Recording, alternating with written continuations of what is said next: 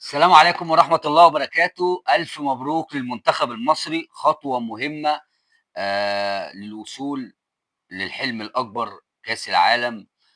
مباراة كابتن حسام بدأها كويس، عارف إن هو بيلاعب فرقة مش هتهاجمه كتير، فلعب بأربعة تحت الفرود: مرموش، تريزيجيه، صلاح، زيزو، ومخلي حمدي فتحي وراهم، بيلم وراهم في نص الملعب. ولكن فرقه اثيوبيا مقفله قوي، ال11 واقفين مضايقين المساحات، مش عارفين نشتغل، عندنا شويه اخطاء. آه، اللي الحاجه الوحيده اللي تضايق بس شويه ان احنا اهدرنا كم من الفرص، ما ينفعش انه يضيع. كنا طلعنا الماتش ده 6-7، ولكن احنا خدنا 3 نقاط مهمه وخطوه مهمه للمنتخب المصري للوصول لكاس العالم. عندنا مباراه هي الاهم، وهتاكد صعودنا لكاس العالم يوم الثلاث ان شاء الله، مع منتخب بوركينا فاسو.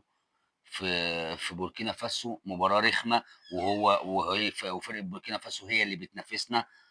احنا فارقين خمسة بونت عنهم، ولكن لو لا قدر الله منتخب مصر خسر، لسه في فرص، بس هتبقى العمليه هنتحط تحت ضغط وبتاع. احنا في غنى عن الكلام ده كله. منتخب مصر راح كسب بوركينا، خلص الكلام، صعدنا كاس عالم. عندنا مرتين، كابتن حسام بقى يشوف يظبط الدنيا، يشوف لعيبه جديده، يشوف هيعمل اللي هيعمله.